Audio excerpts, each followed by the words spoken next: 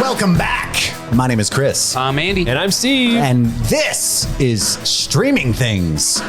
4 stars. We had popsicles.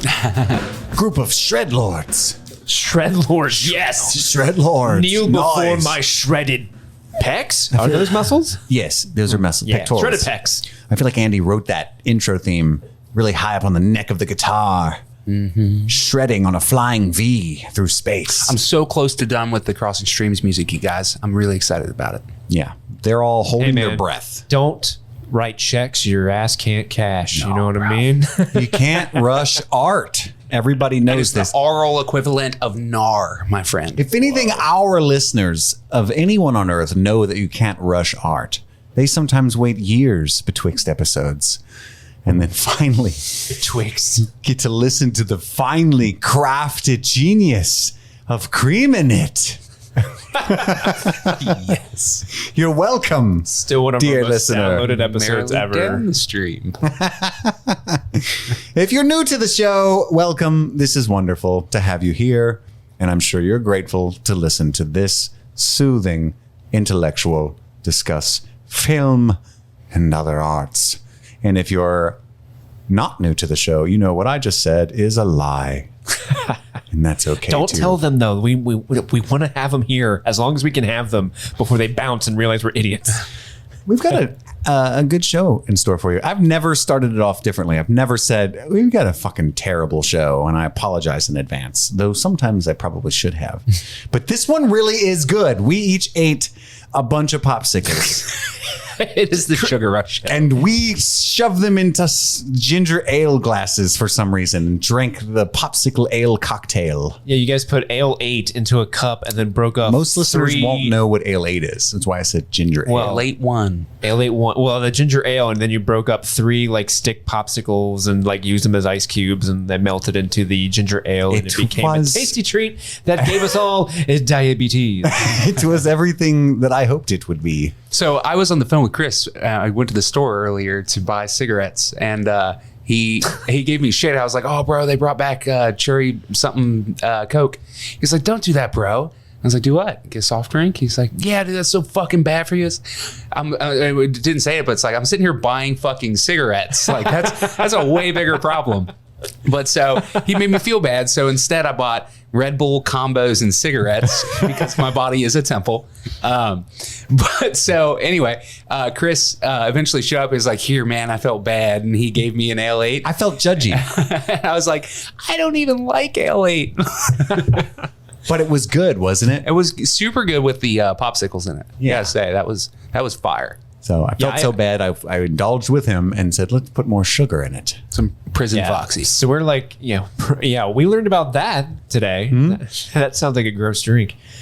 It's Actually, good. is it good? Is it really? It is good. It's So a Foxy Roxy, I believe, is what many people call it. Coffee, Mountain Dew, can. Code Red, and a Jolly Rancher, And a right? Jolly Rancher, yes. Hell yeah. Yes.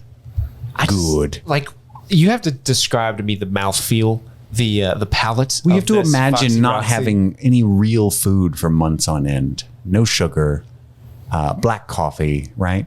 And then a Mountain Dew Code Red with a splash of coffee, maybe Kool-Aid, and a Jolly Rancher. And just imagine. Those are just the 3 most random things. Like, oh, it's a great day, guys. We can finally drink something that isn't the fucking water that they give us. We got Code Red, we got coffee, we got Jolly Rancher. So take your pick. there's a and lot of one enterprising man or woman was like, "How about all of them?" So there's a lot of funny stories from jail I could regale you with, but I won't bore you with many or freak you out. But one of them is that they give you Kool-Aid every day for lunch and dinner, and it's just in this giant jug, and it's so bad it like stains the glass, probably your teeth and your innards, right? I have severe acid reflux, so when I was in jail, I did not drink the Kool-Aid because it gave me instant heartburn, and it's miserable because they don't really give you medication in there. And you also don't want to be a sheep. Right. Well, here I'm getting to that. It's funny. And so in order, the only antacid I had was toothpaste.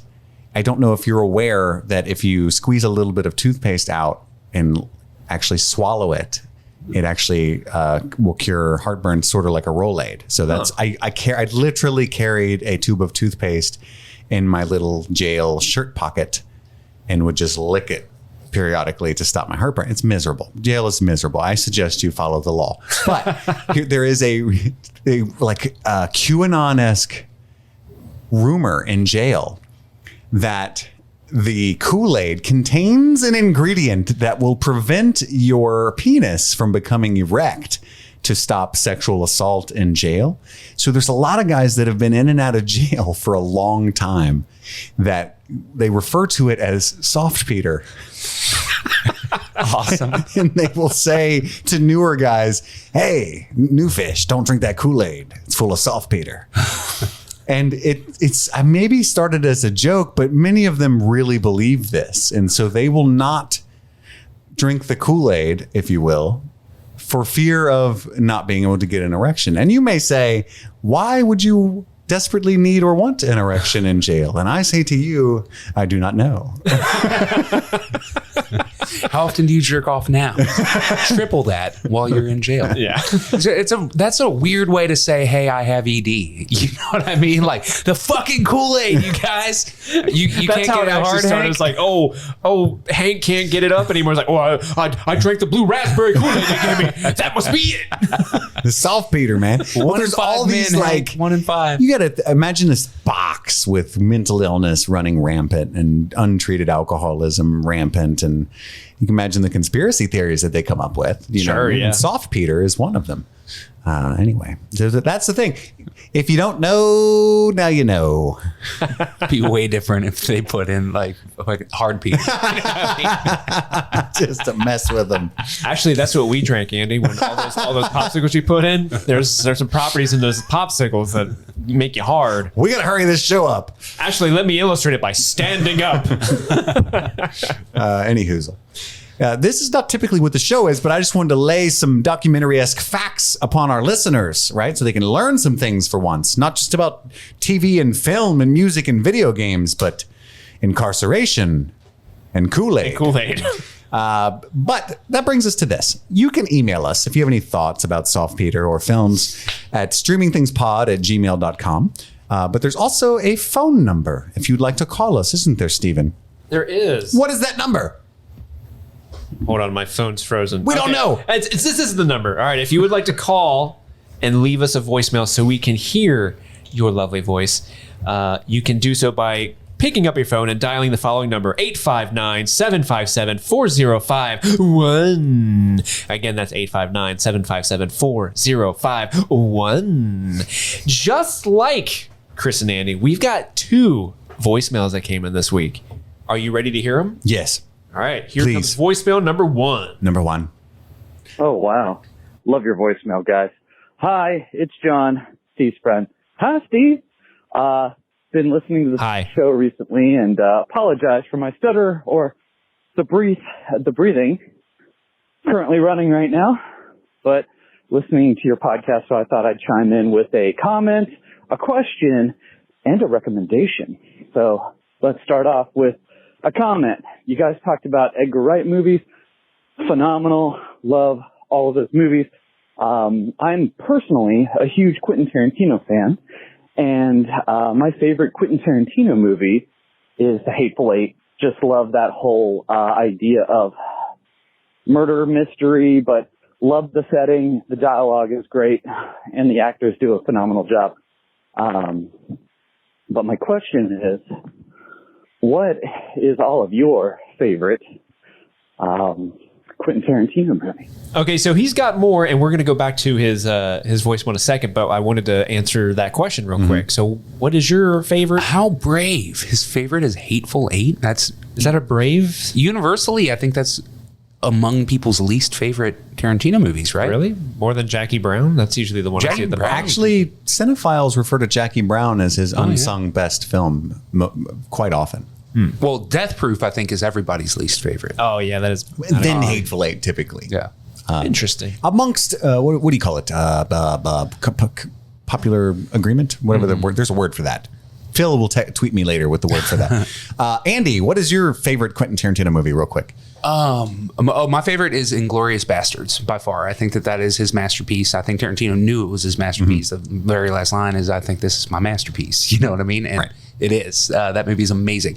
I said before that Death Proof is universally people's favorite. That movie has a very least favorite, very near and dear to me, just for personal reasons. But it definitely Inglourious Bastards. Death Proof is up there, not because it's a great movie, but for personal reasons. Other than that, Kill Bill Part 1 is insanely fun. Kill Bill Part 2 has a lot more heart, but Part 1 is fun. So I guess, I mean, if you can count Kill Bill as a movie, then that would be way up there too. Okay. Mine is hands down Inglourious Bastards. It's actually my favorite movie of all time, for a lot of reasons. Just the performances, the cold open, I think is absolutely stunning. It's like a masterpiece, little short film.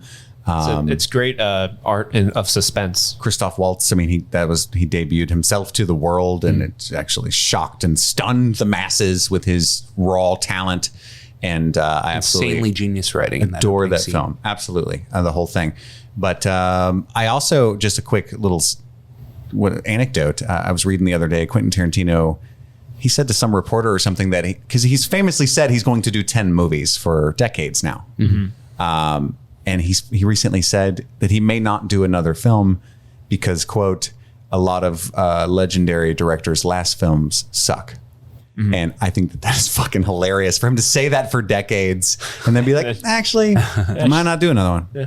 I'm going to go out on what was that movie called? Once Upon a Time in Hollywood. Yeah. Which was not I was great. not That's super thrilled with. Wonderful movie. You guys are smoking the popsicles. That would have been a wonderful movie if they cut 45 minutes of it.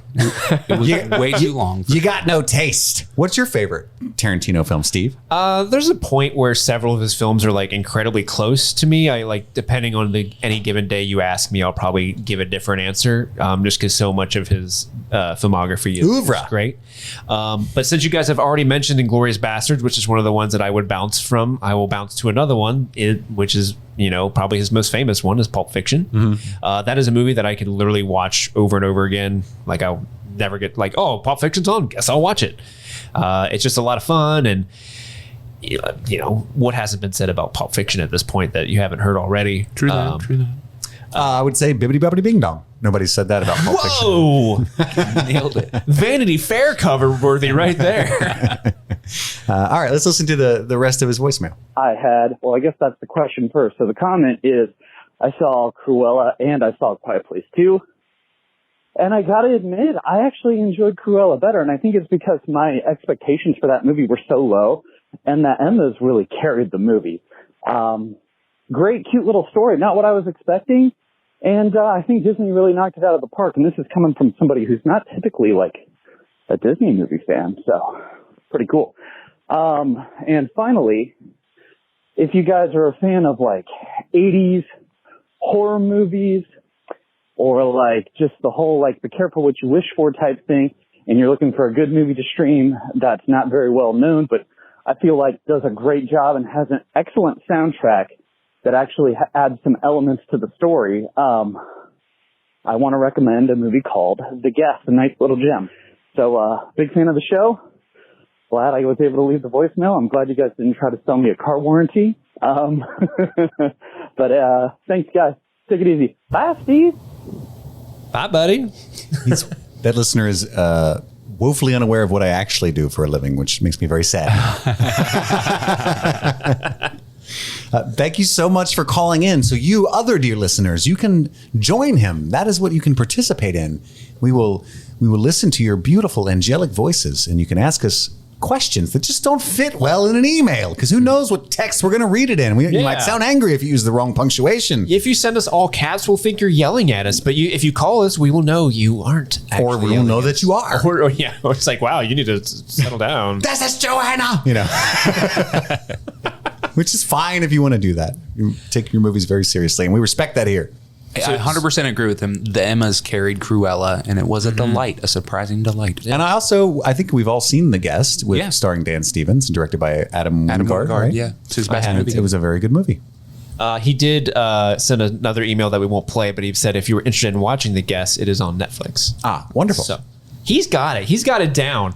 If he was ever crossing streaming, he would know to always plug who or where you can stream the property. And that is a really fun movie. Sometimes I forget to do that. So kudos to you, John. We got one more email. You guys ready? I'm ready. Guys, this is Alan. I was listening to last week's episode, the Bo Burnham episode, and at 37 minutes, Steve proclaimed that video games were for nerds, but the issue is video games aren't just for nerds. I think that's seen with the recent success with Animal Crossing. It sold 35 million units and had a very mass casual appeal. So I think you just guys really need to do your research before you make statements like that. Anyway, big fan of the show. Bye.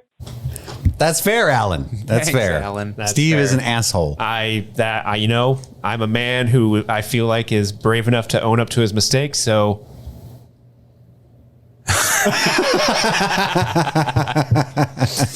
35 million. That's so many. quick aside, the voicemail function will try to, have it's got a function where it types out what like things voice you to text. said. Yeah.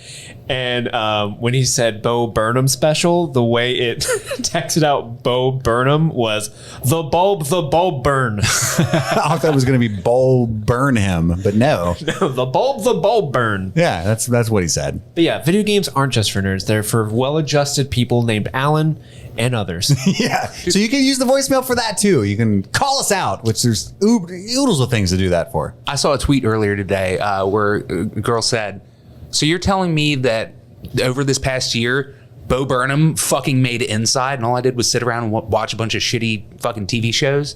And I was like, you're so right. He got locked down and was like, I'm going to fucking do something amazing. And the rest of us just start jerking off way more. You know what I mean? We all found out about OnlyFans.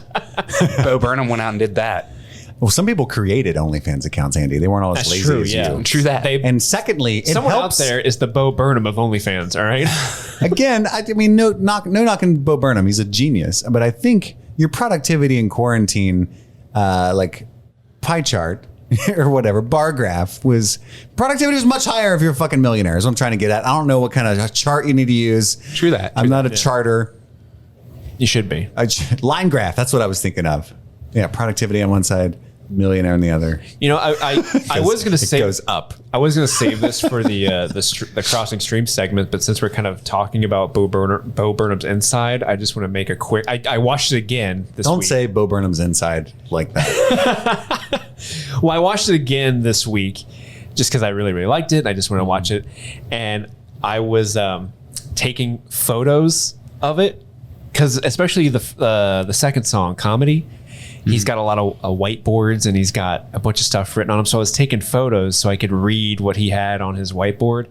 And a couple of them I just wanted to call out. I really like this circle. What do you call that? The graph where it's two circles. Venn diagram. The Venn diagram. And on one side it says Malcolm X. The other circle says Weird Al. And the middle is me.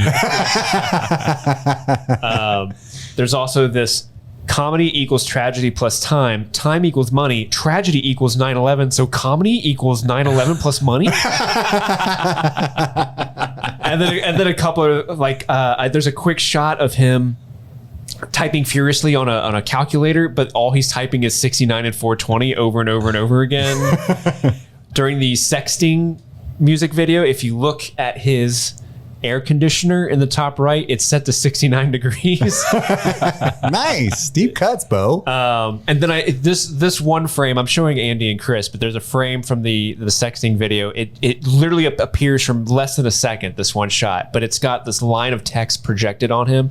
And the line of text is literally just, no pressure, by the way, at any point we can stop. I just want to make sure we're all this. Please don't feel obligated to send anything if you don't want to, because I just want things to be fun and laid back. It's like basically like a consent form.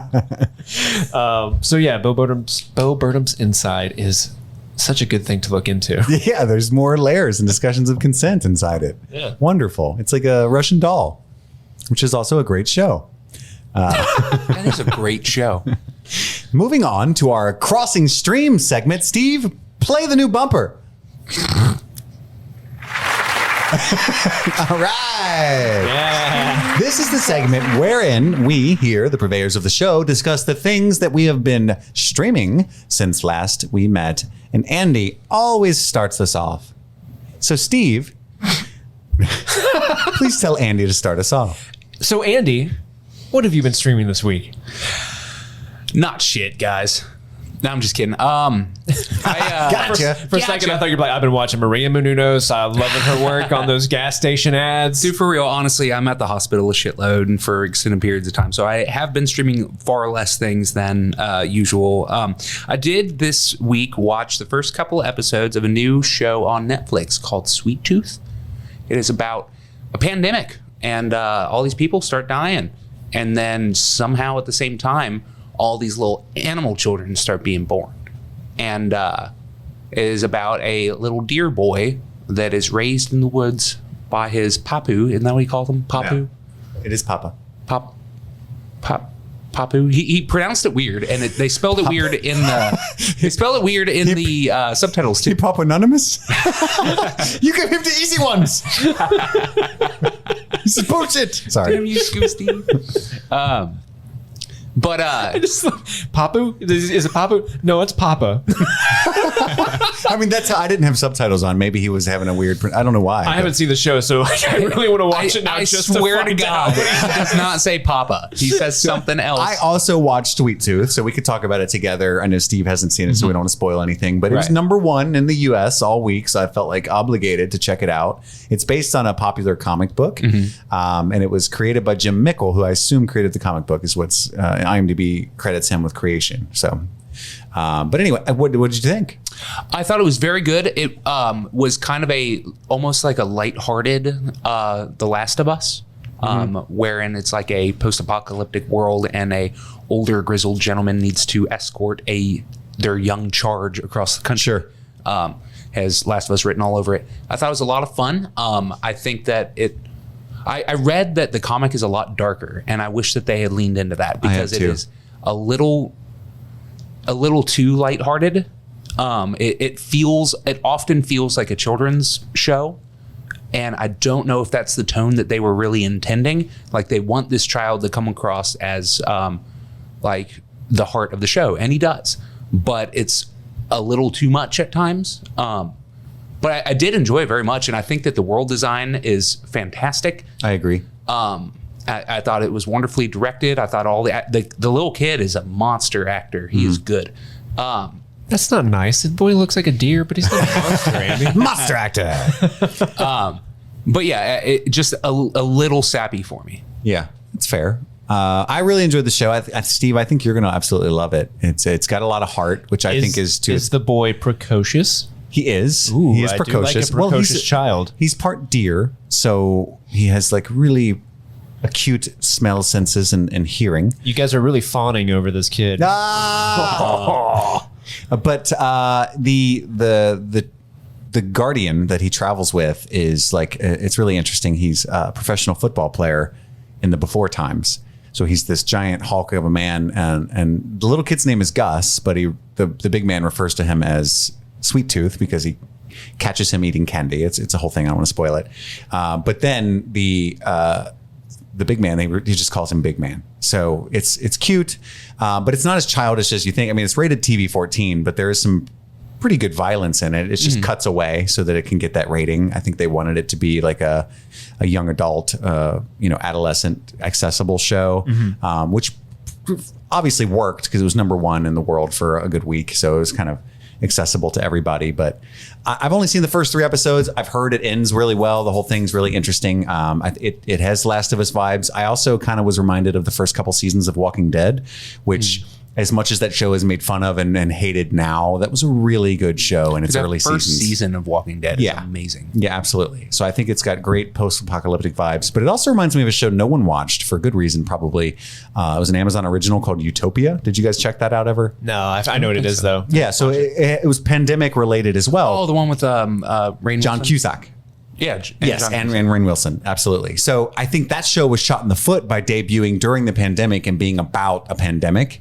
And this show is interesting because they kind of did the same thing, but because it's really now we're all vaccinated, it's not as like, I don't want to watch this, because it's about, the HN95 virus takes over and, destroys most of the world, and those that remain are savages trying to survive, but also an element of the supernatural because all of these hybrid babies start being born with, animal features. So, but really interesting, really unique. I don't know what the comic's like. I didn't read it, but I'm definitely going to finish the show. I'm really excited about it and I'm enjoying it. How far in have you gotten? I've watched the first 3 episodes. Okay, cool. So we're about at the same spot. Yeah, and it is available on Netflix, and they're about an hour long each. So it's a commitment, but I do recommend it. I really have enjoyed like the just the style of it. Kind of here's the narrator that's going to introduce this new person. It's interesting, and it's unique. It's got like a Coen Brothers-esque, like Sam Elliott character occasionally at the top of the episode. Like, the thing about a good story is, I love a Sam Elliott narrator. It's really interesting.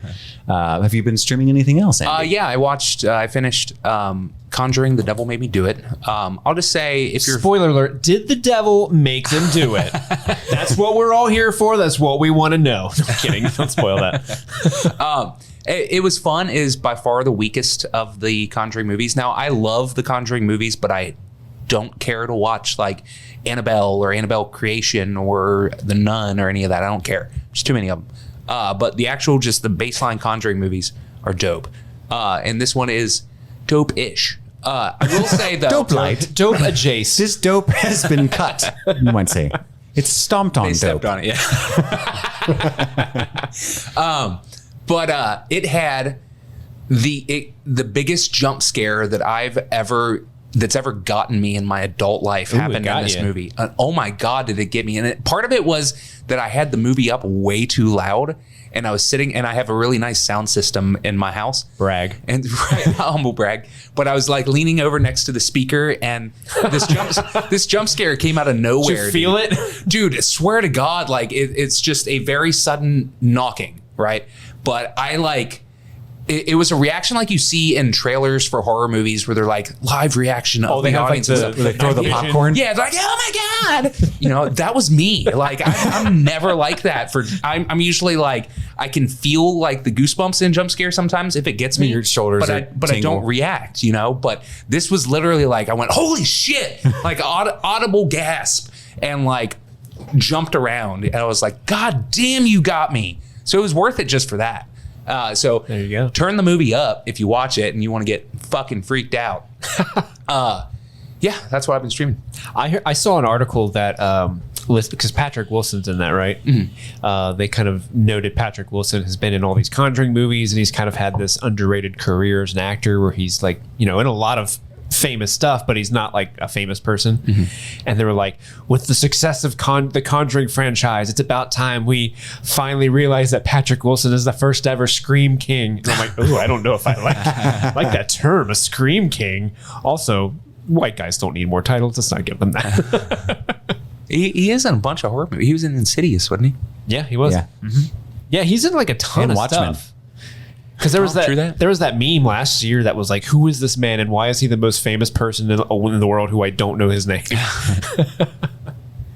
Is anything else? Nope, that's it. Steve, what have you been streaming? Well, I streamed a couple things this week. The one we will be getting to later, but the other one is a little musical you can find on HBOMax called In the Heights, and I have a little sample of the music here, which we meant to discuss. Yeah, we were originally this episode was gonna be about In the Heights, but I screwed it up and didn't watch it. I was the only one who actually saw it. I've watched 3/4 of it, so that's why I didn't bring it up. Fun fact: Andy and Chris absolutely love musicals. Steve can live without them. Steve is the one that watched it. But what did you think, Steve? Am I the only one here who's actually been in a musical? I'm just gonna throw that shade out. Speaking of humble brag, but I think so. Okay, well, unless you count, I was in the crew. musical version of The Boy Who Cried Wolf when I was in kindergarten. Oh, wow. I don't remember if it was a musical. Who were version. you? And Oh no, were I you was the Big Bad Wolf. Oh, you were the Big Bad Wolf? in elementary school. Fiddler on the Roof? No, it was like the Rock Through the Ages thing. You remember that? Oh, yeah, Rock yeah. of Ages? And no, it was like Rock Through the Ages. So It was like their own it school version of it. Open, yeah. Okay. It opened with like cavemen. Like there must be an easier way. I was one of the cavemen. There must be an easier way to roll this rock. But like, and then it goes to like Beatles and shit. Right from cavemen to Beatles? No, well, like over time, I don't remember. I was in fucking like 5th grade or some shit. I don't really remember. I was so high. You're looking at Villager number 8 in the high school production of Cinderella the Musical. Oh my God. Can I get Shit, your autograph? Villager. You can for $20. Okay. That's fair. Hey, I was also one of the Odd Couple. What was his name? What was the clean one in the Odd Couple? Is that Felix? Is that his name? I don't recall. I was the clean one in the Odd Couple. So I went from townsperson to fucking lead. So Were you a overdosing villageman in your trailer. or a townsperson, Steve? hey, interchangeable. This story's got not adding up is what I'm getting at. All I'm saying is I'm a multifaceted type of actor. I can be a townsman and a village person. Yeah, it's a you lot should of- send your headshots out to the world Oh. with that resume, with that resume. Here's my resume. My resume, please.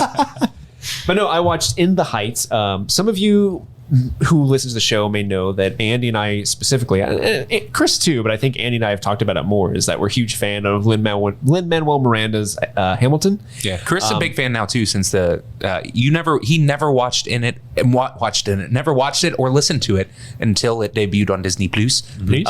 But since then, he's gone ham with it. He ain't never gonna be. I've gone Hamilton.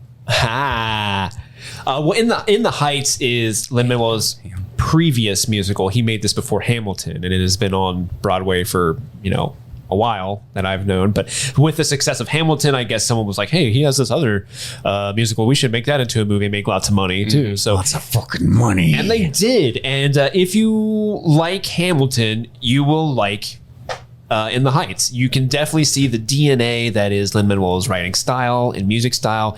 It's in here. Like a lot of the music is just like, yeah, I could see this being in Hamilton. The main character played by Anthony Ramos. Is that how you pronounce it? I have no idea. He plays the main character, Uznavi, and you would recognize him as John Lawrence and his son in Hamilton. But he's great in the movie. Like, he was one of the more I should say underutilized characters in Hamilton. So like you could tell he was talented, but like of all the main cast, I feel like he had the least to do. Yeah. There's a couple of cast members that play 2 roles. He's one of them, but the 2 roles that he plays have the least to say. Yeah, but he's front and center in this movie, and he's really, really good. I really like. There's several dance numbers in this movie that are really, really great.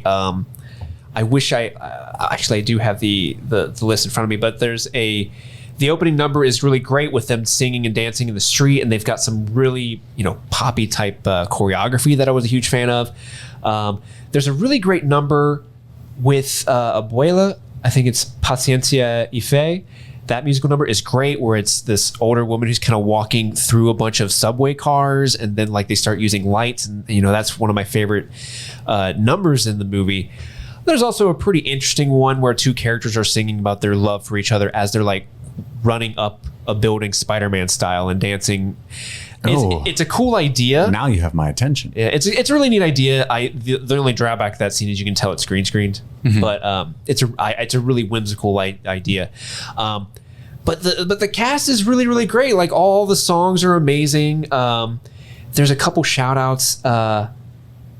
That's the hallmark of a good musical, because every now and then, it sounds dumb to say out loud, but like if the music sucks, but like in Moulin Rouge or Chicago, all my favorite musicals, like they're just jams, they're bangers, you can listen to them in the car. But some of them that are supposedly genius, I just cannot watch. Dude, Sweeney Todd is fucking I can't atrocious. stand Sweeney Todd. So bad. Meat pies. And like, who jams to that? I can't finish. Anyway, go on. But no, like it's Jimmy Smits is in this movie, and seriously, if Jimmy Smits is in anything, I will watch it because I love the Jimmy Smits. I love him. Who is Jimmy Smits?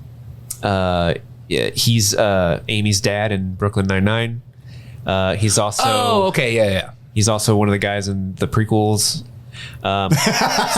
He's Bail Organa. Bail Organa, yeah. Leia's adoptive father. Speaking of Brooklyn Nine-Nine, Stephanie Beatriz, who plays Rosa Diaz in Brooklyn Nine-Nine, she's in this, and that was a mindfuck because, like, you guys know I love Brooklyn Nine-Nine, and in that show, she's like this leather jacket clad badass woman who's like, I don't like feelings, I don't like people. Let's solve this case. But every now and then in that show, she puts on this character. It's like, oh my god, I'm so happy to see you, and that's her this entire movie. And it's just, as someone who just knows her from Brooklyn Nine-Nine, seeing her in this bigger role where she's being such a different character, was like, this is so weird. I don't know how I feel about this, but it's awesome. But I love it. Yeah, In the Heights is great. Like I said, if you like Hamilton, you're gonna love this show. Go check it out.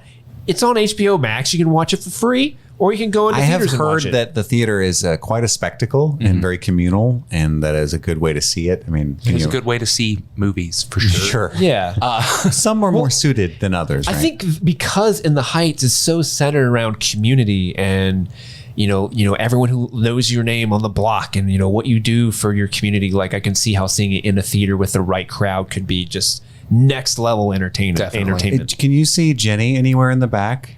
Oh yes, Jenny's there. She's not still Jenny from the block. I don't want to get into spoiler territory, but the ending was kind of weird for me. Like, I understand the message that they're going for, but also part of me is like, I feel like this is like the Latin version of George Bailey's backstory from It's a Wonderful Life. and I'll just leave it at that. But if you guys watch it and you know what I'm talking about, send us an email or a voicemail. Let me know. All right. In the Heights. That's what I've been streaming. I've been streaming a few things, and I don't want to wax for too long because I got some thoughts. I really put some thoughts into this week's crossing streams, right? So I caught up mostly on Mythic Quest up to where you guys were last week. I haven't watched episode 7 or even if there's an 8. So was that the animal? Yeah. So test? I watched all the way up to episode 6, the episode that you guys spoke about last week, non-player character, which is this year's bottle episode. Oh, you watched that one? Okay, I did. Okay. But I have a few thoughts in general on Mythic Quest. I was watching. I even text you guys.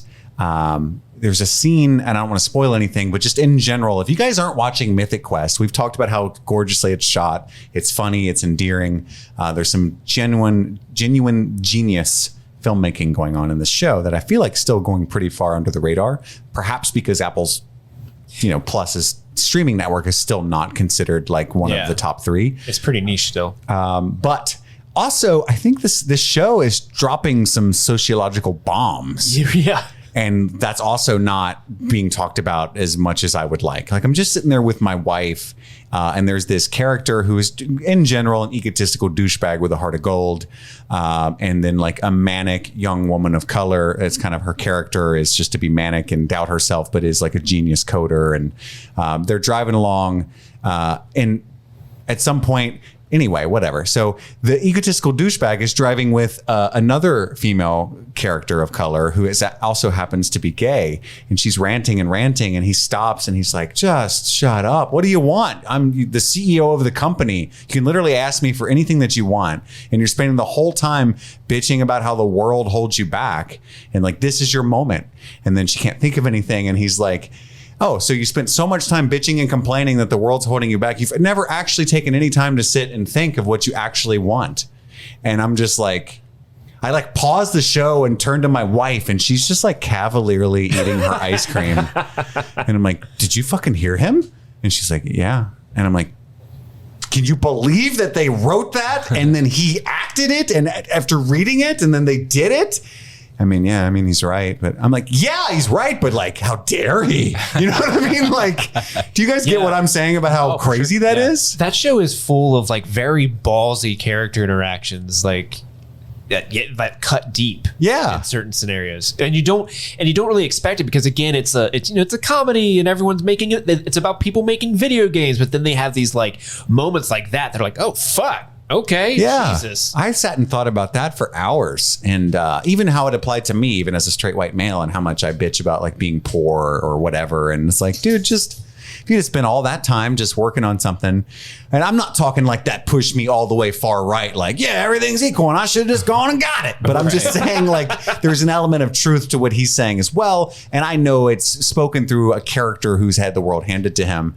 But I think he acknowledges that in that scene. Yeah, he does. And so it kind of undercuts any kind of criticism that you could say, well, that's why they had that character say that. It's supposed to be a genuine moment of revelation. Yeah, he has that line. It's something like, "Do you think everything was just fucking handed to me?" Yes. Yes, of course it was. Yeah, I'm a man. It was easy as shit. Yeah, exactly.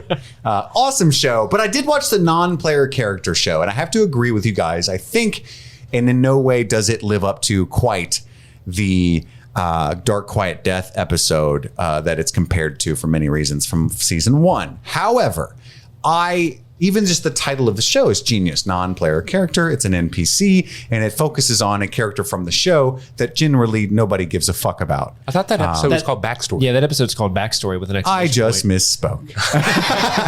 Non-player character is the next one. Google has failed me. I Googled episode 6 title, and I'm really embarrassed now. Okay, so we take that layer out. It's still a good title. I still think it's a great title because Backstory was that character shtick where he'd always be like, backstory. Yes. And then like he has an episode about his backstory. Thanks for saving me, Steve. You're welcome. That's what I'm here for, buddy. But anywho, this episode spoke to me more than Dark Quiet Death in a way that I'm not a video game designer, but I do style myself a writer on my good days. And watching these 3 characters in the 70s like bounce all these sci-fi story nerd ideas off of one another That was great. really meant a lot to me because I spent years doing that. And at one point he corrects the other guy's grammar, and like the lady kind of looks at him in a way that I interpreted as like respect and attraction. Yes. And so I looked at my wife and I was like, does it turn you on when I do that? You know, and she's like, mocking myself as a grammar nerd, but It's whom. yeah, but I really, really enjoyed this episode, and it was brave in the sense that no one really does care about this character, and he's actually quite not just flawed, but just a real piece of shit, really. But I think it did a really good job of not saving the cat at all. He's not any less of a piece of shit. Yeah. But it's still garnered a lot of sympathy for his character, and just in the knowing of how he came to be. I thought it was a really beautiful departure and a really well made episode. That episode has, I think, within recent memory, has my favorite scene of a character being caught in a lie. Like the way the two actors At the end at the party. Yeah. The way the two characters play that out. That was just like, oh man, oh come They on, linger dude. on it, dude. Yeah, it's one of those things that I like. I love it when filmmakers are like not afraid to linger on things for a long time, and they really kind of like let that moment just sit, and it feels like a heavy weight. It's like a Paul Thomas Anderson moment. Yeah. Like any moment was going to pop out and be like, I drank your milkshake. Did you guys think it was a really deep cut? Not to get into spoiler territory, and I'm almost done talking about this, but there was a moment in episode 3. I'm not going to say the title because I'm done with that. But NPC. He ends up sending Joe to his publisher to try to relinquish the publishing rights to his 3rd installment. And they were like, she's like, you stretched it out just to be a money grubber. He's supposed to have an extra 6 months if he doesn't give us 6 like, months. He hasn't written it since 1982. Do you think that's why?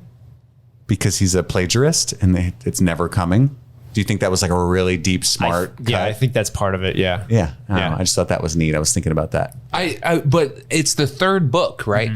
So he apparently wrote a second one. Right. But one could extrapolate. Maybe he had a little bit of less, some Asimov material left, or I don't know if that was supposed to be related or not, but I just think it's interesting. He hasn't written a book in 35 years and apparently he's a hack. So it's just like, well, but anyway, that's enough about Mythic Quest. I absolutely adore this show. It's getting some good buzz. Like, hey, everybody likes Mythic Quest. It's funny, but I really think it is up there with among the best things that is being created right now on many levels. So if you haven't checked it out yet, do it. And you can get an Apple TV Plus subscription for free for most recently purchased Apple devices. And that's how I have mine. Who doesn't own those, right? That's how I got mine. And even once they start charging, it's among one of the cheapest services. So anyway, I don't work for Apple. I promise they're not paying me anything, but I do think there's some good stuff to mine on there. Some good content. Chris, what was that? Was that the ghost of Steve Jobs leaving your body? Are you okay? Mr. Ty, right. By the way, the iPhone 12 is fucking phenomenal. That's my next thing I've been streaming. Get out of here, Tom. Get out. The power of Mac compels you. The next thing I've been watching is a little strange. It's a 2010 spy thriller. And I'm sorry. Did you guys ever see the movie Salt? Starring Angelina Jolie and Liev Schreiber, the guy who you may know played Wolverine's brother Sabretooth in the original X-Men movie. I have not seen that movie. I know both actors. Cotton in Scream. No, nobody saw that movie. I'm talking about Sabretooth. Yeah, he did play Cotton Weary. So anyway, I've heard some rumblings. So this movie came out in 2010. Little backstory on me. Call back to Mythic Quest. 2010 was the worst year of my addiction. And so between 2010 and 2012, which when I was eventually put in a box, I hardly did anything popular culture wise. You know, I was just obsessed with survival. I was in survival mode. So anyway, that's partially why I didn't see it. But then when I came out of the abyss and I saw this Angelina Jolie spy thriller film, I thought it was like a cash grab B film. That's what I assumed, right? Just like, I'm definitely not going to watch a movie called Salt, action thriller thingy. It turns out Salt is fucking amazing.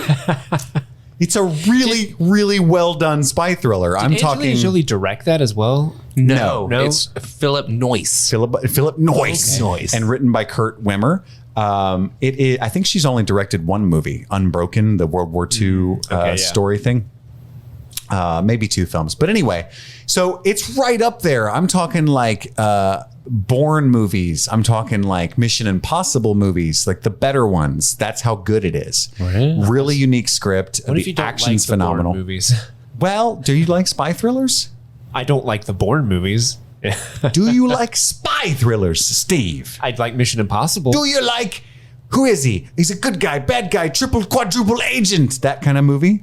Sure. I heard the one Bourne movie there's a lot of triple Matt agents. Damon's really good. What was that, Andy? I heard the one Bourne movie without Matt Damon was really good. With Jeremy Renner? Jeremy Renner. Yeah, I couldn't think of his name. I think the Bourne trilogy's above average, and I think like Bourne Ultimatum. That's I just really, don't like really, Paul really good. Greengrass or his editing or his directing style. That's fair. And that led to years upon years of shitty action films. Are you a big fan of the Mission Impossible movies? I do love Mission Impossible movies. I'm a huge Mission Impossible mark. As you should be. So Mission Impossible. I'm sorry. Impossible. It's free to stream. I think HBO Max. By the way, I'm going to plug an app called Just Watch where you can plug in a movie. Are you guys familiar with this?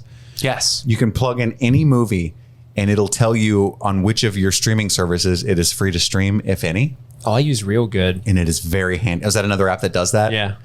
Super handy. Anyway, whatever. Watch Salt. I watched it at like 11 o'clock at night. Just when I saw it on Hulu, which is where you can find it for free. And I was like, man, I've always meant to check this out. I follow a lot of film critics that really like this film. They talk about how they want a sequel all the time. And I think that's interesting. I think it's a phenomenally well done movie. Anyway, that's that aside. Would the sequel be called Pepper?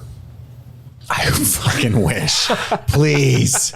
But it's got a lot of like Russian spy, like who's who, some heart and good action. Highly recommend it. Is Liev Schreiber the Russian guy? I can't say. That would be a spoiler. Oh, okay. I also watched a movie. Andy, any words on Russian for us? Hello. That's not. I'm gonna take that as a no. Potato. Perfect.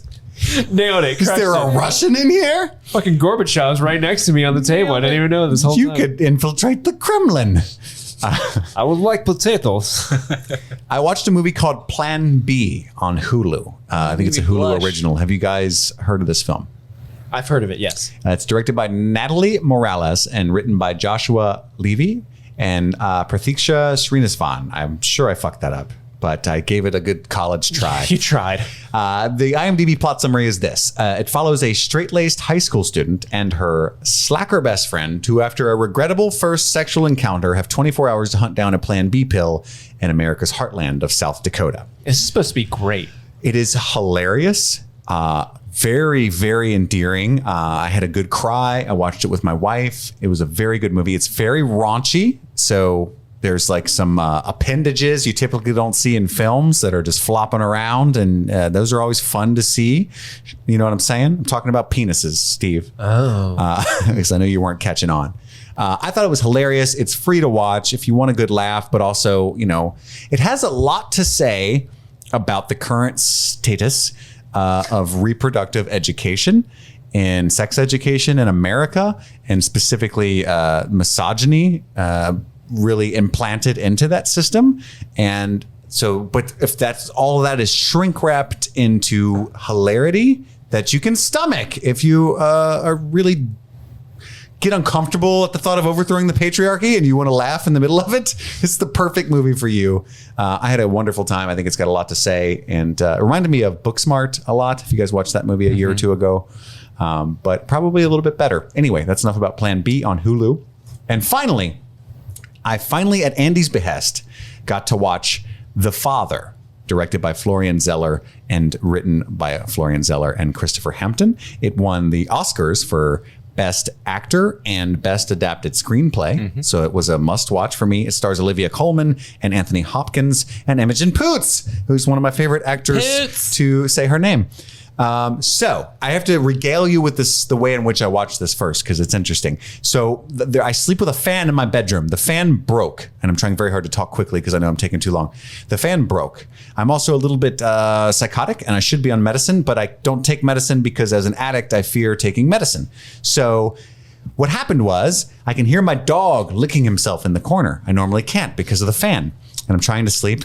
That's exactly the sound that I hear. And it's getting louder and louder and louder and louder. And it's freaking me out. And finally, as I start to drift to sleep, Carissa turned ever so slightly. And the sound of her blanket rustling just sounded like a cacophony. And I was like, I'm up. So I stomped downstairs with my pillows and I tried to sleep on the couch. But then my beagle, who's in his crate, being crate trained, he's like, because he heard me coming downstairs. He thinks it's morning now because he's a fucking idiot, even though it's only been 20 minutes.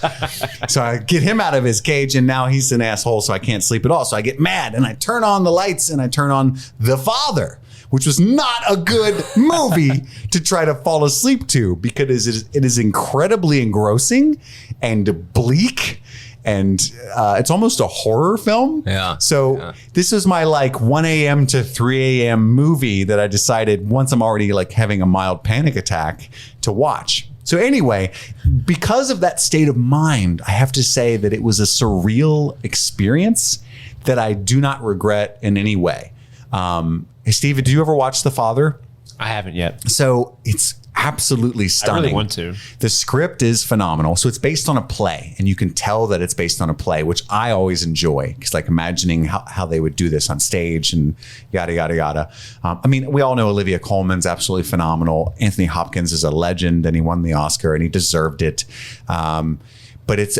I honestly think it's his best role ever. You said that, and I was like, there's no fucking way. But it might be. Absolutely. So good. It's in the running, for sure. There's an argument to be made.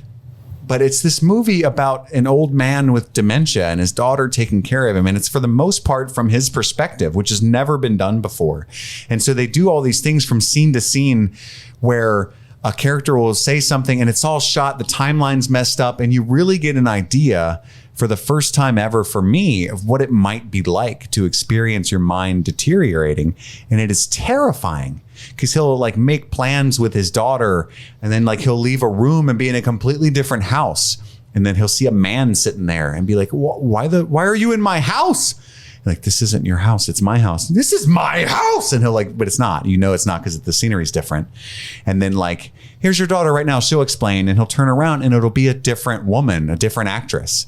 And he'll be like, who are you? And like, it's just awful. It's heartbreaking just because whenever they depict dementia or mental illness in a film, I feel like it's always from the perspective of the child the family or the that's caretaker. trying to deal with it. Yeah. And it's always like they just seem crazy or whatever. You know what I mean? But from his perspective, it's like, that would be fucking awful. Like I would freak out, like get out of my house. You know what I mean? Or I don't know. I can't describe it. You have to watch it. It's incredible. Like, some of the most heartbreaking moments of that are when those types of changes happen and he doesn't say anything and you can see the clockwork going on in his head. Like, okay, this other thing that have happened before, I don't understand why it happened, but everybody said things that go against what my experience was. And so it's like he held his tongue or something. Yeah. And he just tries to. Well, it reminded me. So I was listening to a Slash Filmcast's discussion of The Father, because I do this thing. It's my favorite film podcast, and I do this thing where if I haven't seen the main film, second only to streaming things, of course. Sure, of course. I'll save the episode, the part where they start talking about the movie, and listen to it later whenever I finally do watch the movie, which sometimes takes years, and it's hilarious. But Dave Chen did this genius thing where he related it to the movie Memento, the Christopher Nolan film, and that little scene within a movie where it talks about, I think Sammy Jenkins is his name, or Stephen Tobolowsky plays the character, where it regales the story of someone like Guy Pearce's character. And he talks about Sammy Jenkins. Remember what happened to Sammy Jenkins? And oh, okay. I remember the scene you're talking about. Yeah. And he talks about how you never know. Sometimes you just bluff it. Everybody thought he was faking it. But what they didn't know was when you're in that situation, every now and then you just bluff it because you don't want to be seen as a freak. And you're right. You can see Anthony Hopkins' character doing that. Like, oh, yeah, hi. You know, and it's absolutely earth-shatteringly devastating. But I think it's a necessary film. I don't think it's like masochistic to watch it. I think it encourages a conversation about how we take care of the elderly in our country and how we deal with dementia and mental illness in general, and how it has just, I mean, the movie takes place in Great Britain, quite frankly, but I think so throughout the world, we don't do well enough.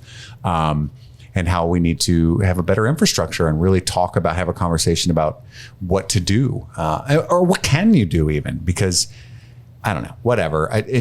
Watch The Father. I mean, it's absolutely stunning filmmaking. One of the best scripts that I've seen in this year for sure. And I highly recommend it. So that's everything that I've been streaming. I know I took forever. That brings us to that was great. Check the Gate. It's on Nomadland though. It does. Checking the gate. Checking gates. Checking the gate. Checking gates. Checking the gate. Check the gate.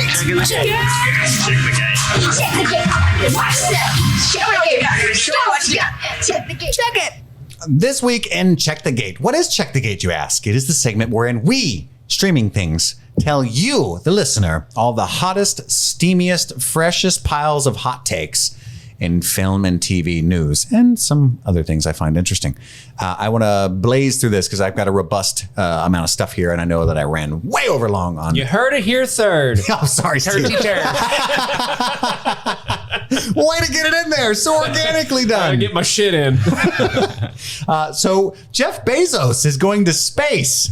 Jeffrey Bezos. Congratulations. You did it. Zuckerberg and Warren Buffett, amateurs can fucking suck it. That's good, damn right.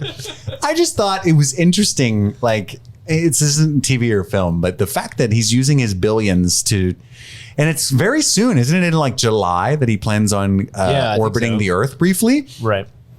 I don't know. Maybe it's not that interesting, but I'm just like reading this like, what the fuck? Space is very scary. A lot of people who go up there die. But you know what's scarier than space? Paying your taxes. That's true. Can't catch me in space, IRS. Fucking Bezos. What if he came back down with superpowers? I think we've actually technically never. I'm a super space nerd. For Crossing Streams, I forgot to mention these UFO documentaries that I watched. I watched 2 of them. But anyway, I don't think we've ever actually had that segment. We passed it. This is the second week in a row where we got to Crossing Streams. So like, yes, I watched the whole I'm so thing. sorry. I don't think we've ever actually had anyone die in space. It's always been upper atmosphere. Well, a lot of Russians have died in space. Actually in space. I'm at the U.S. Okay. Yeah, he's American, Steve. He's not going to make a trivial Russian mistake up there. All those Russians that have been disappeared through history don't count. Hello. Oh, he's back. Actually, I've always wanted to make a movie about it's of these 2 cosmonauts, and it was like this race to get them into space, and both of them knew that the shuttle was going to blow up because they were like rushing it, and like the construction was bad, and they were both really good friends, and sort of like they would constantly try to like sabotage each other so that their friend wouldn't go die, because they knew whoever went up in this rocket would die. And eventually one of them went up, and of course he burned up in atmosphere and died. And you can actually him dying was picked up on the radio from a bunch of Norwegian just hobbyists who were playing with the radio. They like heard him die, and like heard him screaming and stuff. And there's like apparently this really amazing. I wish I could remember what the book's called, but this is a great book written about these two guys and how the one dude who lived is like just hated himself because he couldn't figure out a way to stop his friend from going on that trip. And it's just I've always wanted that to be a movie. Story. It's a true story. Yeah. I've always wanted to see that as a movie because that just sounds like such a, I don't know, a great drama. Yeah. You know, sorry, that's a big. Let's write it. I want to read the book. Let's do it. Only if Andy can play one of the Russian guys. Yes, please. You'll not get on the rocket ship. It's my rocket ship. There's one guy that just says potato over and over. This movie's weird. I like it. I just thought it was funny. Like, it's Jeff Bezos. This is weird. What if he comes back Did down the stock drop with superpowers? when they announced it? No, he's not even the CEO anymore of Amazon. Quotation marks. Yeah, right. He's the man behind the curtain now. I like to think that if he did like go through a wormhole and come back down, he's such a capitalist that even if he was like, I have discovered time travel up there in space. And like, oh my God, what are you going to do with it, Jeff? And he's like, with every Amazon Prime subscription for an extra $4, you can get your package yesterday. Like that's what he would do with it. Send yourself a package from the future. 2-day shipping, Jeff. I got him. Yes. Anyway, that's I'm Bezos just glad in space. that we finally come full circle with like now that we see Jeff Bezos going to space from like seeing Jeff Bezos' dick, you know, we've come full circle. Have we seen his dick? Yes. I have not. It was just a picture of his head, Steve Scooper. No, his dick pics leaked a couple years ago. Oh, no. Yeah. Interesting. He was hacked. Very interesting. Anyway, the War of the Rohirrim. Have you guys heard about this? I have. It's a new anime film directed by Kenji Kamiyana that's going to take place in the Lord of the Rings universe about the King of Rohan, Helm Hammerhand, in the Third Age. Oh. Sorry. Went a little deep there. What age is it current? Well, Frodo's age. the show that takes place like 2 or 3 centuries before the Lord of the Rings trilogy that's coming out on Amazon, the live action one, that takes place in the Second Age. So it's a little further behind than that. So the anime is like a prequel. To the prequel. It bridges the gap between the live action TV show and the movies. I think it's even farther back, but you might be right. That actually makes more sense. I didn't know that the Amazon show was not a current. I keep saying current, but you know what I mean. Frodo's time. No, it takes place hundreds of years before the age of Bilbo, as they call it. The Age of Bilbo. So that's the War of the Rohirrim. No word on the release date or anything like that, or any kind of cast list regarding Rohirrim. But it sounds interesting. Also, another anime in the works you may have heard about back in 2019, but it's surfaced again. A Zack Snyder anime called Twilight of the Gods. Have you guys heard of this? No, but God damn it, Zach, can you have anything to do with gods, please? So hold on. What was funny, I thought of Steve and Andy when in an interview, he said, it's just really neat to be able to do animation because there really are no rules and I can do exactly what I want to do. Anything I think of can be made now. And it's wonderful. And I thought Andy and Steve are going to hate this. But before you say you hate it, it's going to be co-written by Jay Olivia, who wrote Batman Dark Knight Returns, the movies, and Flashpoint Paradox, which are widely regarded as some of the best DC animated films out there. So I'm curious. I will definitely watch it. It stars, among many wonderful people, Lauren Cohen of Walking Dead fame. And I'm going to destroy this. Christopher Hivju? Spell that.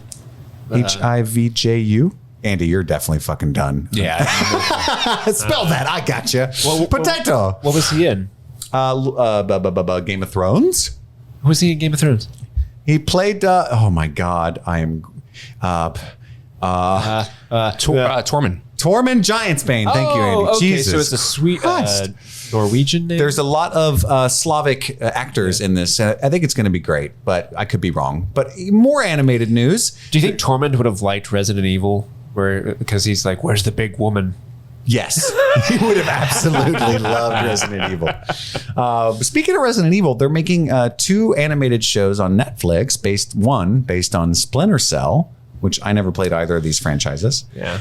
Why'd you roll your eyes? Because Ubisoft refuses to make a new fucking Splinter Cell game, and they keep using Sam Fisher and all this dumb shit without just making Splinter Cell. That's interesting that you. So when I was Googling information on this show for the Check the Gate segment, the first article I found was Ubisoft not debuting a new Splinter Cell game at E3 was a huge missed opportunity, and it was like this whole thing. And that was mostly what I could find. That's a franchise that's been basically dead for years. Like, do you like the games? Oh yeah, the Splinter Cell games were amazing back in the Blacklist ruled, the most recent one. That game was a lot of fun. And they haven't made a new one in forever, even though there's a huge following behind them. They're very popular games, but I think because they can't really make them open world microtransaction based games, that they just don't make them.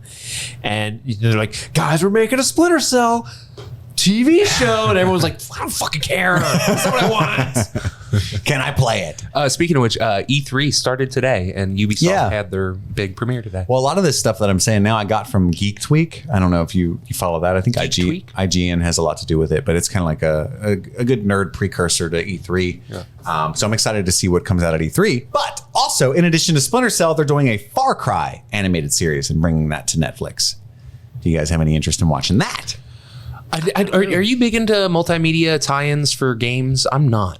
It depends on the quality of them, but there really hasn't been any good quality multimedia tie-ins. I mean, why would I want to watch an animated show about Far Cry when I can play the new Far Cry that has actual actors in it, you know? Right. I always go back to like Final Fantasy 15, which is like my biggest gaming disappointment ever. And it had like high quality movie and stuff and an animated series and comic books and all kinds of shit. But I just, if that story's not in the game, then you made a bad game. Yeah. Also, Blood Dragon. Blood Dragon, that's a Far Cry spinoff. So there's going to be a Splinter Cell show, a Far Cry show, and a Blood Dragon show, all animated, all coming to Netflix.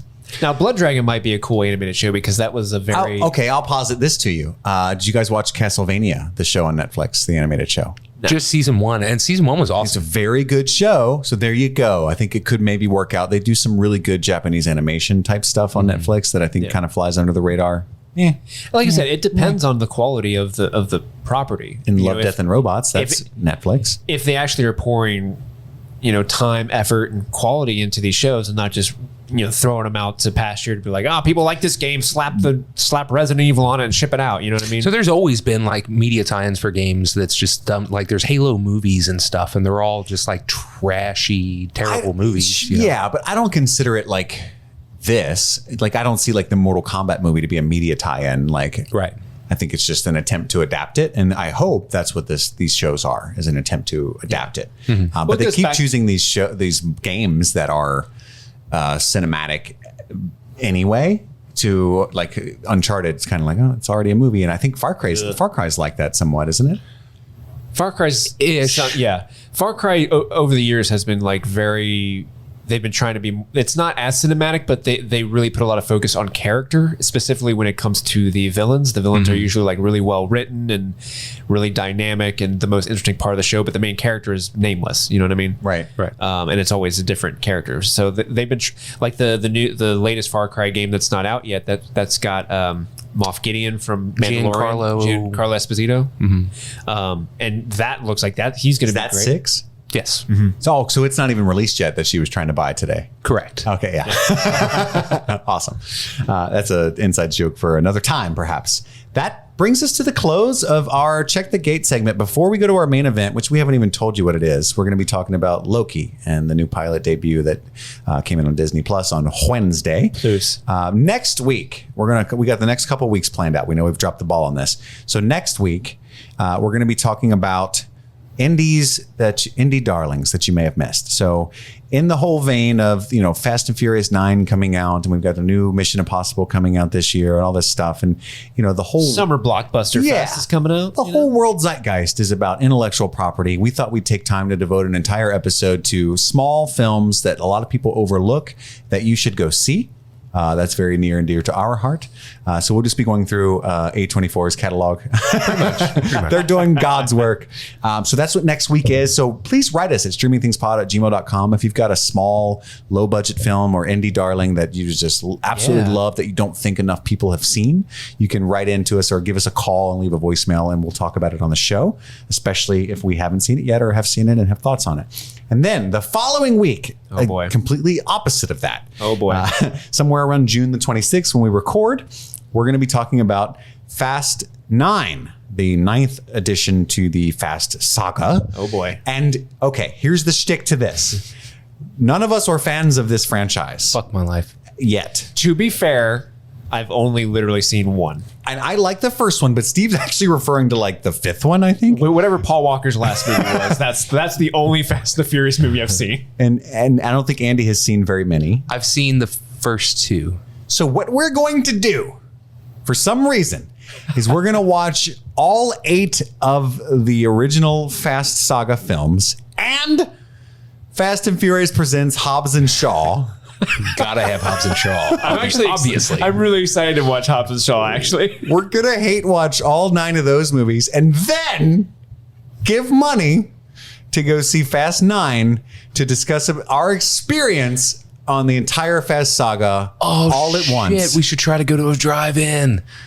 Fucking Fast 9. Well, Andy, I live my life a quarter mile at a time. I'm 100% vetoing that right now. Dude, can you imagine the fucking bros that are going to be at the drive-in? I can't only imagine. I've seen them. Fast and the Furious movies were a terror to work through when you worked at the movie theater. It sucked. Bro, because of those dudes. I'm going to rent. I'm going to go hand Dodge my Subaru Challenger. Legacy is all I'm saying. We're going to watch it through the tiny windshield of a Dodge Challenger. I'm just We're saying, going to hire someone to drive it. I have a great Fast and the Furious movie theater story that I will save for that episode. So yeah, there you go. Absolutely. So that's what we're doing the next couple of weeks. So small indie darlings, films that we love that need more attention, and then Fast 9 the following week. Back to your racially scheduled programming. But we're going to watch all the films, subject ourselves to that torture, or maybe find out that we're just part of the family. They were good all along. We're not going to watch it intending to dislike them. Everything's about family. We're going to give them a fair shake. Hey, as many times as I've seen the Chronicles of Riddick, I might actually love these fucking movies. So who knows? But anyway, that's what we're doing the next couple of weeks. Right now, we're going to discuss Loki, another small indie darling.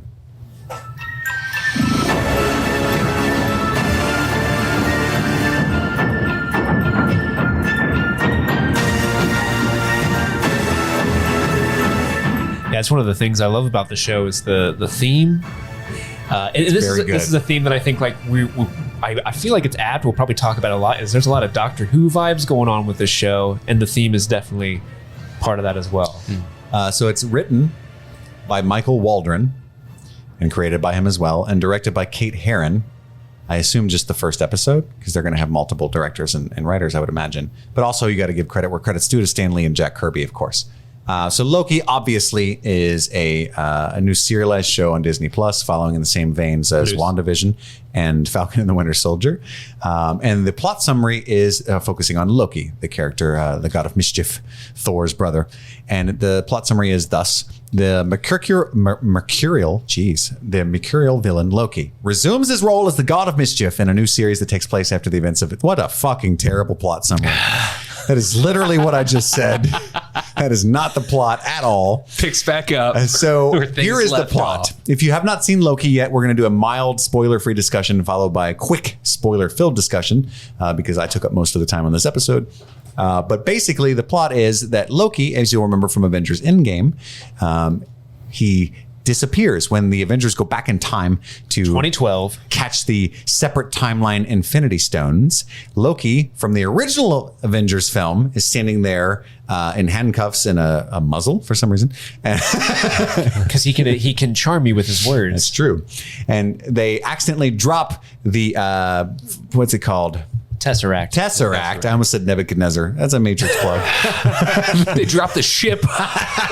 And he dies too. They drop the Tesseract and he grabs it and disappears. And it's funny at the time, but this show explores that Loki leaving his timeline and the adventures that he gets into. What did you guys think of the show Loki? Let's start with Andy. So it feels like the most impactful or detrimental to the overall Marvel universe of the Disney Plus shows that we've gotten so far. Like WandaVision felt like a fun little side project. It didn't feel like it had any earth-shattering, like, now the world is forever going to be impacted by WandaVision. I hated Falcon and Winter Soldier. I never even watched the last episode. I didn't like it. The show. I didn't like the show. I just looked up spoilers, like, okay, what happened that's gonna matter for whenever they start doing Avengers movies again. Okay, cool. But this one, it really actually feels like more, by far, more than the other two. It feels like it's in the Marvel world, you know, and it feels impactful. It feels like this shit matters. And that's weird because it's not a fucking Avenger. It's a fucking 2-bit villain that the show's about. I don't know if I would call Loki a 2-bit villain, sir. Well, yeah, I mean, he hasn't really mattered since what? The original Avengers? As a villain, but he actually kind of became a hero briefly, off and on since then. I never watched the second Thor movie, so I don't. Have you seen the third Thor movie? He's 100% a hero, and by Thor Ragnarok is mostly what I'm referring to. Okay.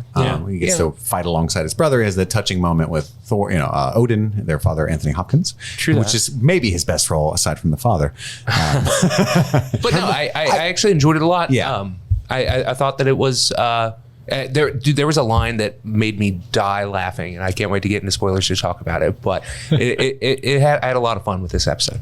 Agreed. Steve, what were your thoughts? I'm really excited to hear, because I know your backstory, the kind of shows you dig. I really think this is straight all the way up deep in your alley. But whoa, hey, whoa, what are you doing back there, sir? Am I right? Well, I was worried at first. So I came home. I had started work at 5 a.m, filmed at a hospital all day. I was really, really tired. I got home at like 3 p.m. and I'm like, oh, this is Wednesday. I'm like, oh, well, Loki dropped. I'll watch Loki. Turn on Loki. Fell asleep in like 15 minutes. Like as soon as Owen Wilson showed up, I'm like, and I woke up like in the last 5 minutes. I'm like, oh no, am I just really tired or is this show boring? And so the next day I turned it on. I watched it all over again. So I actually have watched it twice. I watched it again and I was just really tired because I really did like this show.